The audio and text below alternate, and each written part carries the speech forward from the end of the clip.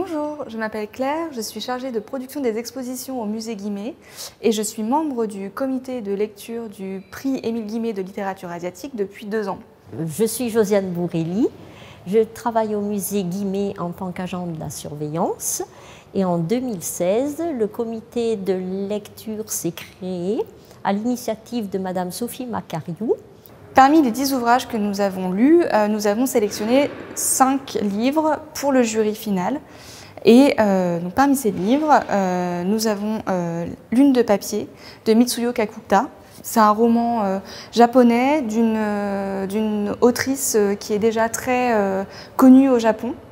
Hormis la couverture qui est très séduisante, la traduction est vraiment très bien et on est emmené dans cette histoire, cette femme qui est un peu une Madame Bovary japonaise, dans ses aventures, et on a envie de savoir pourquoi elle a détourné autant d'argent. Parce que ça, on le sait dès le départ, donc je peux vous le dire. Red Samadhi, Au-delà de la frontière, par Getanjali Shri. Ce livre est fascinant et en même temps hors du commun, car il raconte la vie d'une grand-mère nommée Ama, octogénaire, qui malheureusement vient de perdre son mari et elle n'a plus envie de rien.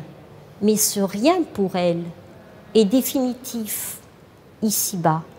Mais il est justement la frontière, la clôture entre l'au-delà et le monde profane.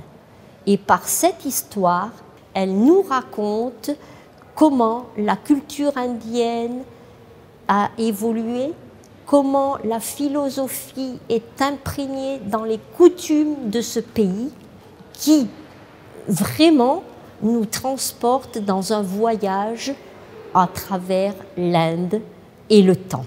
Nous avons également sélectionné Les Disparus de la Purple Line de Deepa Anapara, qui est un roman policier indien dans lequel on suit un petit garçon dans les bidonvilles de New Delhi.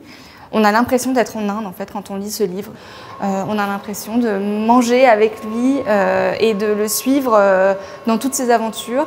C'est un livre que vous ne pourrez pas quitter si vous commencez à le lire. Hideo Okuda, 3 jours dans la vie d'un akuzai. Ce roman policier est intéressant car l'auteur narre par le phrasé court, le vocabulaire de la rue, toute la violence d'un quartier de Tokyo qui s'appelle le quartier des plaisirs. Par tout ce phrasé, le lecteur est tenu en haleine.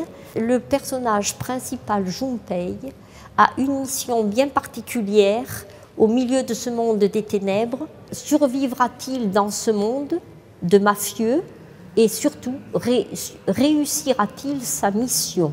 Et le dernier ouvrage que je vais vous présenter est Pluie de Kim Choo. C'est un auteur d'origine malaisienne qui vit à Taïwan.